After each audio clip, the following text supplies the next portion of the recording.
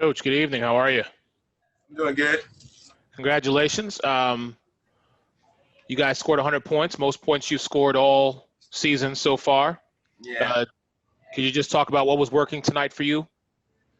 I think offensively we moved them and we played vertical, so we played at the rim. A lot of backdoor cuts, a lot of movement.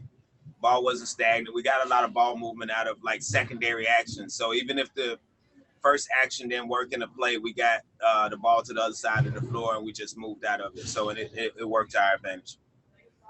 In games like this, when you've had the circumstances that have happened previously, is that just a little bit of extra motivation for you when you go out and play games like tonight?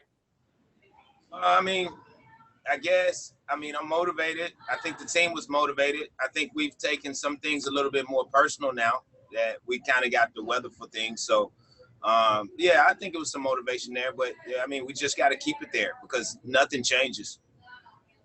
Thank you.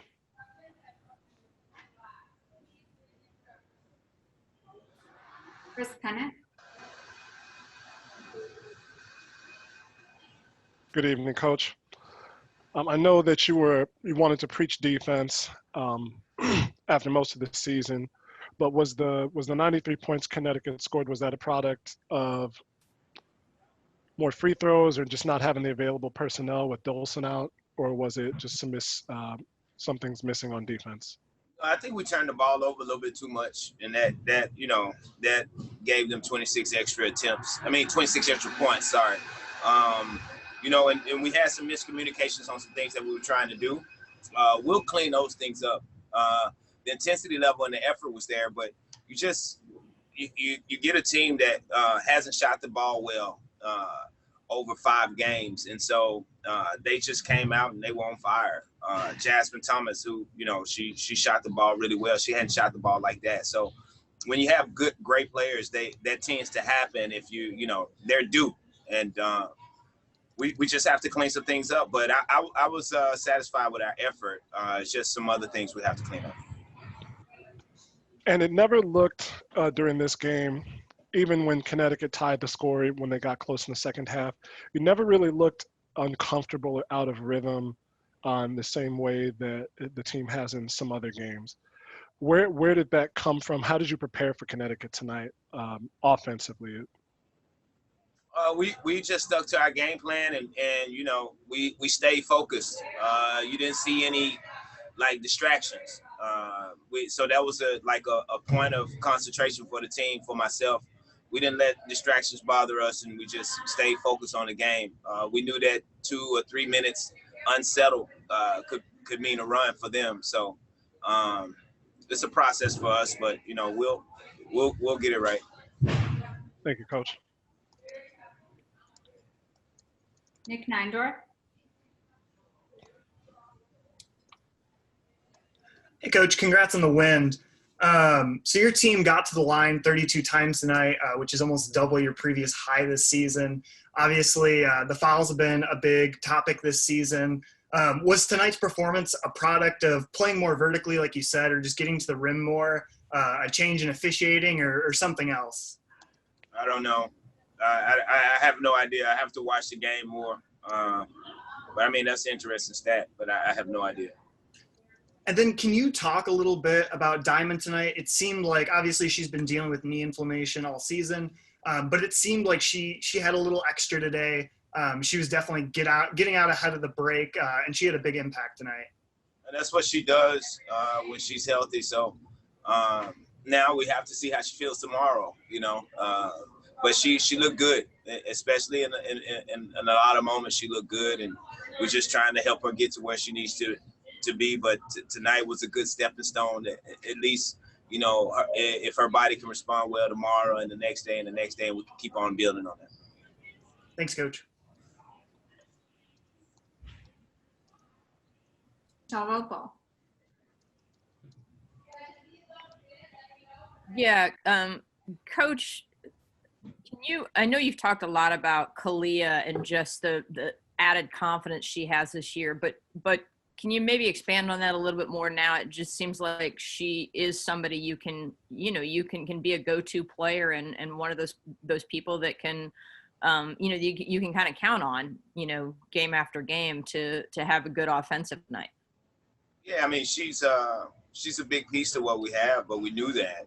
I think everybody else is starting to take notice. Like it's an interesting development that you have. Like really, you have 4 explosive wing players.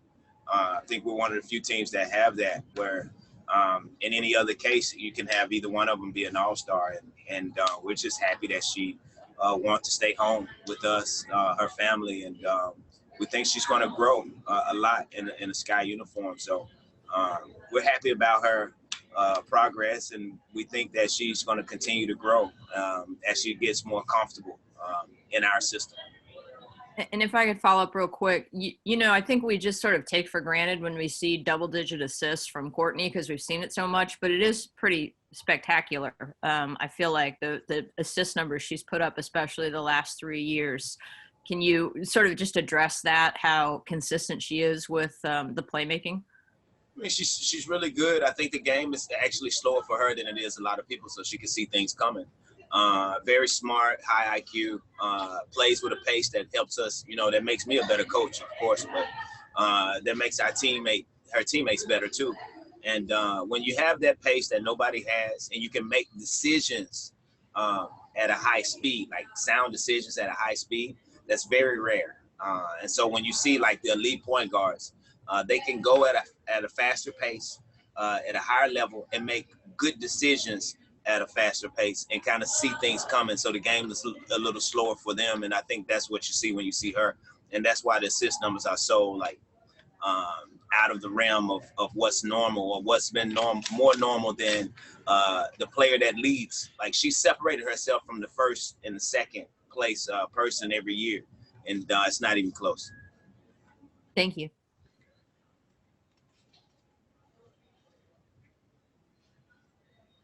James K. Hey, Coach. Congrats on the win tonight. Still talking about Courtney. I mean, it's not. I think we're all very accustomed to her assist numbers, but one thing that's jumped out this season is the way that she's been able to hit from deep. As someone who coaches her also overseas and not just in the WNBA, I mean, is this something that you've seen her add to her game? And I know she's done well in the past with it, but she seems to be really become way more efficient this season with that. Is this something that you saw overseas coaching her this past? I wouldn't say that. I think last year was a down year for her. 2 years ago, I think she was at 38, 39% or something like that. So she can shoot the ball. I just think last year was probably a down year for her, especially with because it was a new system for her. And so so now this is her second year in our system. And so now she's probably a little bit more comfortable in where she's going to get her shots in different spots on the floor, especially at the three-point line. So I think it's just a process. But last year was probably a down year for her at the three-point line. I think she was at 33% or something like that. And I felt like she would get it back up with just being more comfortable this year. Well, also talking about Allie Quigley, I mean, it seems like she started off a little bit slow from deep this year, but the last few games she's really caught fire. Is there anything that you've seen from her that was different in the last couple of games than the first couple contests this year? No, I think people got to understand she's a seasoned player. She's a seasoned player that hadn't played, so she hadn't had rhythm in 4 or 5 months. And so when you got a rhythm shooter that hasn't shot at game speed for 4 or 5 months, it'll probably take them a little bit longer. Because her game is all about rhythm and repetition. And I think that's what it is. So now I think she'll probably coast from here, and it'll probably be a little bit easier for her. Thanks, Coach. Jake Meister. Hey, Coach, wanted to go back to the free throws tonight. As a team, you guys shot 29 of 32, almost 91%, and specifically Cheyenne went 12 of 12 from the line. So I know she's been, working really hard at just improving her free throws. Can you speak to just her development from there and how she's been able to just build her game off of that? So, yeah, the last 2 years, you've probably seen a big jump from her with us shooting free throws. It's because her and Gabby, they have to end practice at the free throw line for us to finish practice. And So, she jumped last year, and I think it helped her because it calls for a level of concentration if you don't want your teammates to run. And so, it's just added responsibility on her, and now she's more comfortable shooting them. And she's been really a pretty good free throw shooter the last 2 seasons, or a season and a half. How encouraging is it just to have, obviously with the condensed schedule, see the team perform so well from the line? Obviously, fatigue can get in there every once in a while. Yeah, I mean, it's nice. You just want to be able to get to the line. So, but it's really nice. Thanks, Coach. Last question for James, Chris Bennett. Coach, on Thursday, the players are wearing the Vote Warnock shirts, obviously response to the Atlanta Dream Kelowna. And today we saw some shirts that said arrest the cops who killed Breonna Taylor. Just get your thoughts on the social justice messages from the league, from the Players Executive Council this season. No, I mean, it's something that calls for action, and it's bringing awareness, especially the more our games are on television. You see how outspoken that the players are in this league, and they're about business. We're in dire times, man. We're in dire times where a lot of people are so outspoken about, not just about equality, about keeping things the same. And, it lets you know what kind of society we're in, where you have people that are so courageous and so adamant about people being equal, people being treated fairly. So their voices were always in the forefront of what represented this nation. And now you're seeing, I guess a kind of a good rebellion. And like John Lewis said, people getting in good trouble and letting their voices be heard that this is not the way society is supposed to be, especially when you talk about fairness and equality. So I'm all for it. I'm gonna keep on representing, and I'm gonna keep on speaking out about it, because this is the way the world is supposed to go, where everybody is created equal, where Breonna Taylor's murderers should be convicted and sent to jail. We need to arrest them.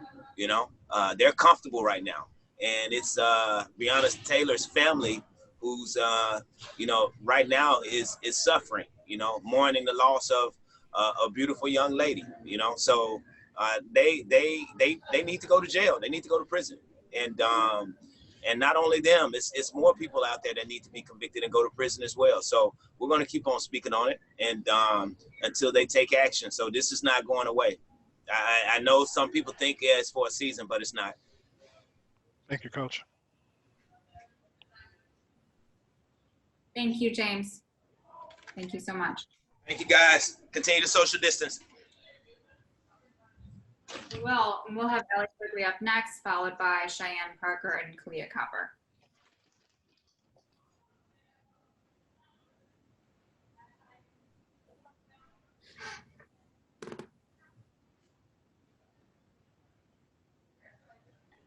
As Kelly said, 22 points, season high this evening. Is this now more of the Allie Quigley style of ball that we can be expecting to see with the rest of this season? Yeah, that would be nice to start that well and just have good cuts off the ball and make my shots. But just trying to do whatever the game comes to me, whatever the defense gives. But yeah, hopefully there'll be more of that. And can you just speak to, there was that pass from court in the first half where, you had it, but you didn't have it, but you were able to court vision to maintain it and, put one in. Can you just speak to that? What was that? How do you develop that court vision? I think it was just kind of a broken play, and luckily Asbury sent me like a little flare, and I just had to get up there quick because I knew people were coming to try to block it. So I just think it was a great pass and good finish. Congrats again. Thank you. Michelle Vogel. Yeah. Hey, Allie, in this second year with James, what do you feel like the team in general you think is most more comfortable with, if you will? And what do you think are the biggest differences from last year in terms of just the overall comfort level? Different people have stepped up. How would you compare where you are right now to last year? I think last year we just started feeling who we were maybe halfway through the year, but I feel like coming into this year, having so many returners, and with Cheyenne and Kahleah, Diamond, me, Gabby, Courtney, just having that many returners, we already knew who we were, from the jump, even when we were, working out in Chicago before this. So I think that familiarity helped a lot. And obviously having another year with James, like, we knew what plays we were going to be running and our defensive strategy. So it helped a lot just having that, so many people come back that we've already had in previous years. Thank you. No problem. Erica Ayala. Thank you, Allie. Erica Ayala here with Locked On Women's Basketball. I wanted to ask you about the next 2 games, actually, that you have coming up. You'll play Seattle, and then you'll see Phoenix again. I'm just curious, in the last 2 games, what you like from what the team has been able to do, and what you think you'd like to really refine before you see Phoenix again in particular. I think I liked our energy a lot tonight. We didn't have that energy in the game against Phoenix. We were just worried about the wrong things, worried about the refs, and I think that we just had better energy tonight. And, we were trying to work on our defense, but they still scored 90. But I think that if we have that energy, like playoff energy against Seattle, it's going to be a good game. So I'm just excited to see, where we are as a team, and then against Phoenix, just to get a little bit of revenge from the last game. Thank you. No problem. Michelle Vogel. Yeah.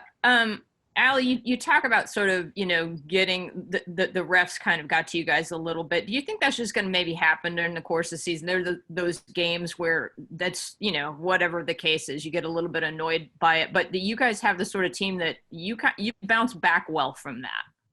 Yeah, we have to. We know that they make good calls, they make bad calls, and they make the same for everyone. And the second you start thinking that, oh, it's only against us, it just gives yourself an excuse to, not play as good a defense or not execute as well on offense. So I think it's something it's hard to do in the moment, but I think it's a big emphasis for us to not let the refs get in our head and just play basketball, stay in the game, focus on what really matters. Thanks. No problem.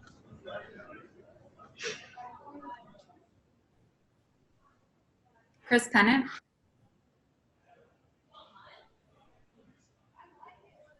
Allie, good to see you on the podium again.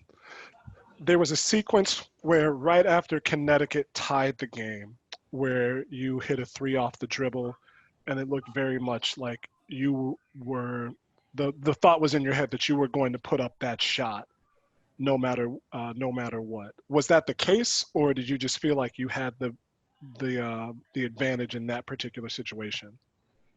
Yeah, I think in that moment it was we hadn't scored in a little while, and Courtney was still not in the game.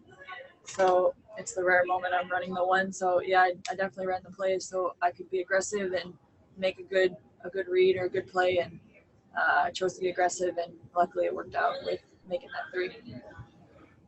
I noticed earlier in the season, and I think it came up a little bit more today, that the guards, specifically Kahleah and Gabby, Gabby plays 3 and 4, but have been crashing the defensive and offensive glass more.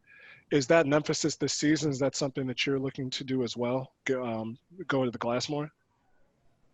I'm looking to box out as much as I can, and if they want to fly in there and get them, I'm cool with that. But I'm just really trying to box my player out, because there's so many athletic guards in this league, and if I box out, I know we have 3 or 4 athletes going to the glass, and as long as my player doesn't get it, and of course I'm trying to grab some too, but they're doing a great job of that for us, getting defensive boards and offensive ones as well. Thank you. Erica Ayala. Thank you. Allie, I wanted to ask you, Coach James Wade talked a little bit about just some of the social justice conversations that have been happening. And I know you've talked to us before about what the team is doing in Chicago. I want to ask the importance that you see of the WNBA being able to not only have the conversation be ongoing, but also have different pivot points and points of emphasis throughout the season. Yeah, I think it's huge to come at it from so many different angles. Obviously, awareness for people who have, no idea about, certain people who have been unjustly killed. So the awareness is huge, and I think it's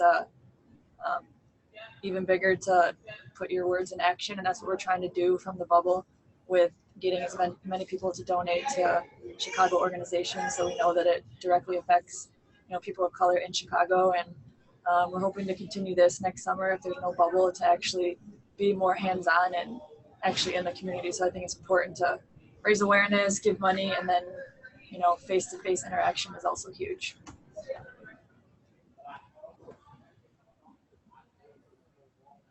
Thank you, Al. We're all set. Appreciate you. Thank you, guys. We'll have Cheyenne come. You can ask Cheyenne a question. And if you want any specific requests for photos or video, just Slack or send a message in the chat down below, and we'll make sure it's sent to you right away.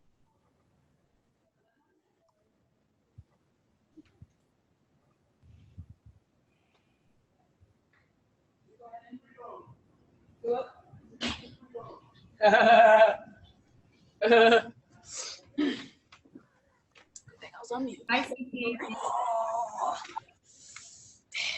damn. It's fine. We'll start you off here, Wilson. Miss Relentless, good evening. How are you? I'm doing well. Congrats on the victory tonight. I asked Coach this question. After what happened on Thursday, was this game, did you ladies have a little more extra motivation going into tonight's game because you kind of felt like the other game got away from you unnecessarily? Yeah, we definitely did. Just our defense was not good at all. And James let us have it in film. And I don't think anyone was happy leaving film. We were all really irritated, not just with ourselves, but just with how humiliating it is to see us on film and see like, all right, we can give a little bit more effort. And so I think we all had like that extra motivation tonight.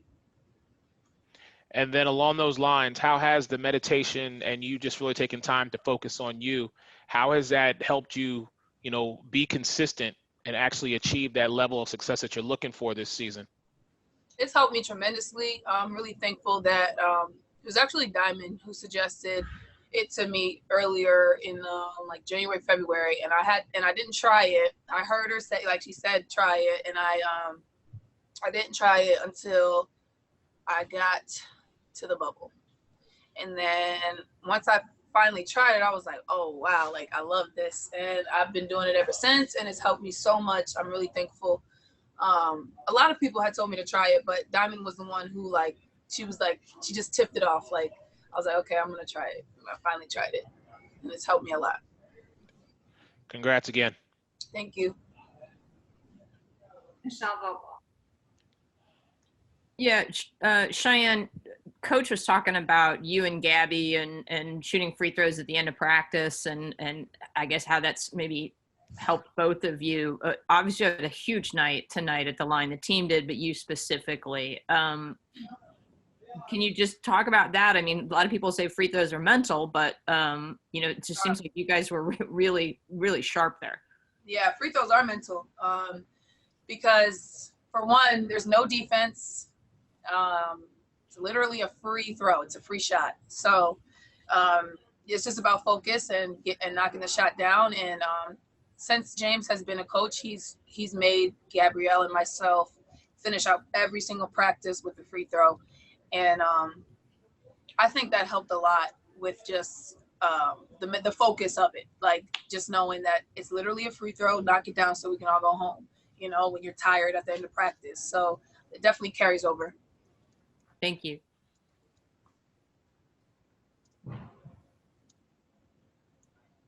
Chris Tennant. Cheyenne, good to see you. Do you feel like after Thursday's game and after the way that the season has gone that you got a fairer share of the calls tonight? Yeah, I feel like, I don't know if James got to him or the word got out that Chicago was not going for it. I don't know, but we definitely got, I feel like it was a fair game tonight. I think they called it pretty as well as they could on both ends of the floor. And one thing that I think helped us was when they did make certain calls, we promised each other as a team that we would huddle up and not say anything to the refs so that it doesn't change any momentum, change any, energy. Like, it just completely ignore the call and just huddle up as a team and lock in. And that helped. Allie mentioned that after actually Eric Ayala brought up the next two games, you have Seattle, one of the tougher teams in the league, and then Phoenix. One, are you looking for a measure of revenge against Phoenix? And two, how do you plan to attack Seattle's defense in what you know is going to be a difficult game for a scoring team like yourselves? Mm-hmm. I just think we got to stay, as far as Phoenix, 100%. As soon as the game ended against Phoenix the other day, we were all like, we're going to see him again, and it's a wrap. So that's that. Seattle, we definitely have to bring our A game, and it's definitely not going to be an easy night. We have to make sure we're on our P's and Q's on defense as well as offense. But I think we'll handle business. Thank you, Cheyenne. Jake Meister. Hi, Cheyenne. There was a moment in the game where Connecticut tied the game at 66, and then you guys went on a 15-5 run that kind of opened things up for the most part heading into the fourth quarter. What did Coach say in the huddle just to get you guys kind of back to what you need to be doing? Most of the time, the timeouts are pretty the same. Like, he doesn't hone in too much on the technicalities. I think he just set up a play and re-emphasized to stay in the house, stay in the paint, make sure we played team defense, and we just kept executing the game plan. And we'd love to know where you got that T-shirt that you're wearing. So Stephanie. Or really, obviously there's reason behind it as well. So anything you got on it would be awesome. Yeah, it says "Arrest the cops who killed Breonna Taylor." Steph passed these out to the team after we watched film, and said we're gonna wear these shirts today. And it has a picture of her in the back. Probably can't really see it, but she she's a young lady that we're representing this year, and she's on the back of everyone's jersey, and it's a really unfortunate story. But I think the more people see it, the more we can, try to get some justice for her. Thank you, Cheyenne. Chris Bennett. I'm sorry, Kelly. I had it and I lost it. I apologize. All right. Thank you, CP. Don't you hate when that happens? That's the worst. Thanks, CP. All right. Bye. We'll have Kahleah Copper up next.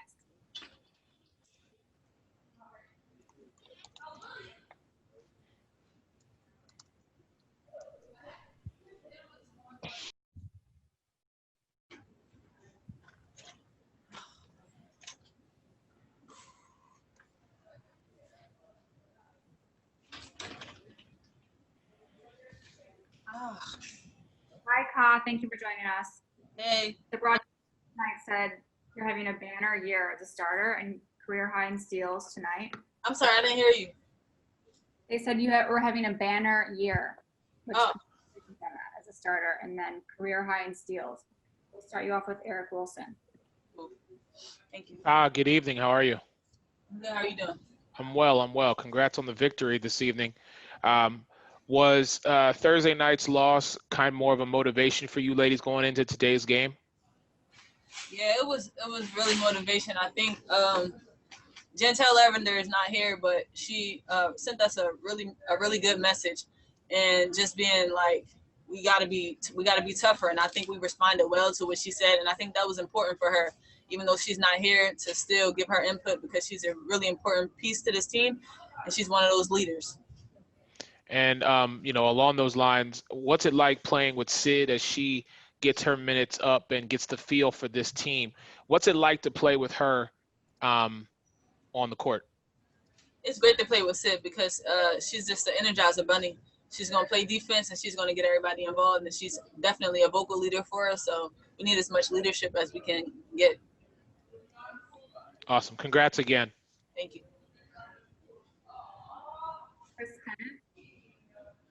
Kyle, the talk now is of you kind of gunning for most improved player after your start to the season. Is that something that you think about, not necessarily focus on, but have in your mind going into the season and going into these games? No. Thank you. Jake Meister. Hey, Kat, you went 2 of 4 from the arc tonight. Just want to ask about, again, you've had obviously a huge jump just overall in your shooting performance. How is someone like Sloot, who, obviously puts you in a good position to get a good shot all the time, how has that helped you? Yeah, it's really easy to play with Salute. She's gonna find you. As long as you keep moving and you're in the right spot, she's gonna find you no matter where. I think she's the best point guard. And I asked Cheyenne this question, but would love to hear your thoughts as well. Connecticut tied the game at 66, close to the end of the third quarter, and then you guys went on a 15-5 run to close things out and kind of, led the way for the rest of the game. What did Coach say? Anything specific in the huddle, or was there anything that you guys kind of just, collectively brought together and said, hey, we need to, do X, Y, and Z, something like that? The game, it's just a game of runs. They went on their run, they tied the game up, and we just went on another run, and then we controlled it after that. Appreciate it. Thank you, Kahleah. All right. Thank you, Ka. Thank you. Arrest the cops that killed Breonna Taylor. Let's go, people. Thank you all for joining us. Have a Thank you, great Kelly. Have a good night. Thanks, Kelly.